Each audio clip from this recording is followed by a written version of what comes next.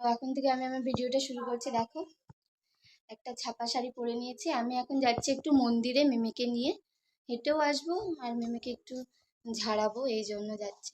তো চলো মন্দিরে গিয়ে দেখা হবে।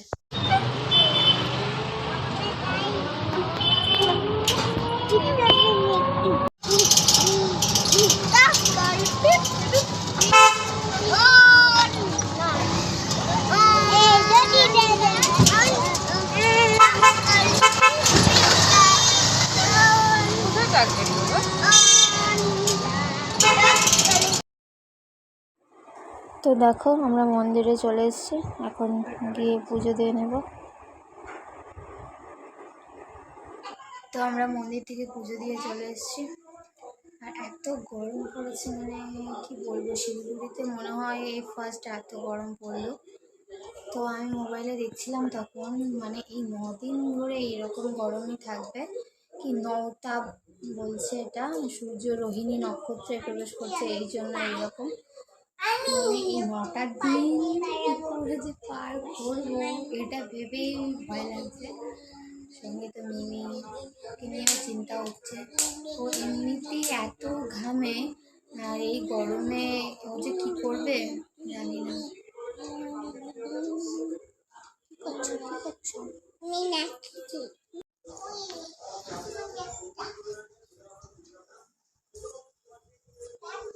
কোন ব্যাগটা? স্কুলের ব্যাগ? পড়ার ব্যাগটা? কেন ব্যাগ দিয়ে কি হবে? তুমি কি পড়াশোনা করবে? হ্যাঁ, ওই জামা কাপড়গুলো ভাঁজ করতে হবে, ওগুলো টানবে না, সব পড়ে যাবে কিন্তু।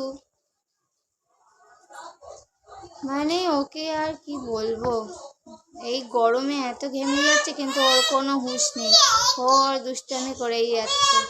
হ্যাঁ দিচ্ছি, দাঁড়াও। প্রচণ্ড জেদ ওর, যেটা বলবে তো সেটাই। দেখো দেখো, দেখেছো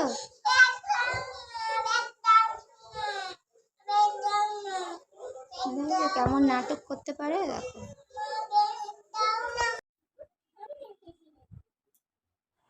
তো এখন জামা কাপড়গুলো ঝটপট করে ভাঁজ করে নিচ্ছি।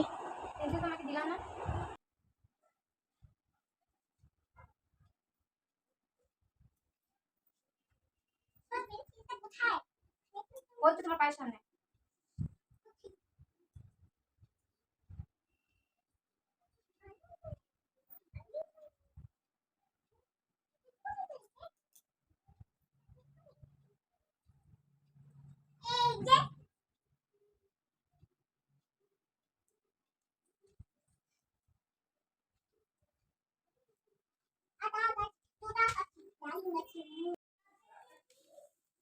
এবারে ঘরটা ভালো করে ঝাড় দিয়ে নিই। ঘরের মধ্যে প্রচণ্ড নোংরা ফেলেছে, কাগজ ছিঁড়ে ছিঁড়ে ফেলে রাখে।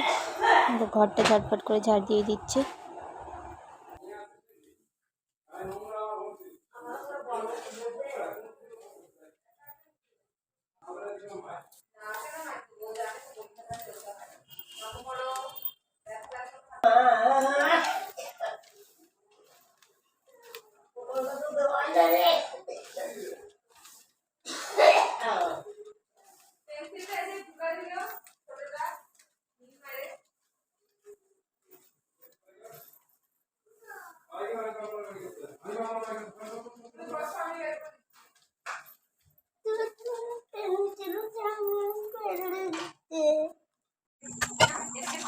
সন্ধ্যেবেলা চা খেয়েছিলাম, সেই চায়ের বাসনগুলো পড়েছিল, এখন সেই বাসনগুলো মেজে নিচ্ছি।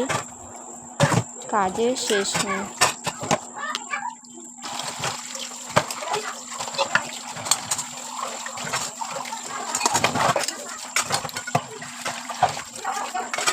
বাজে রাত 12টা, আমাদের খাওয়া দাওয়া হয়ে গেছে, মিমি ঘুমিয়ে পড়েছে। তো এবার আমরাও ঘুমিয়ে পড়বো। তো আজকের মতো আমার ব্লগটা আমি এখানেই শেষ করছি। আবার তোমাদের সঙ্গে কালকে নতুন আরেকটি ব্লগে দেখা হচ্ছে। তো আজকের মতো গুড নাইট, টাটা।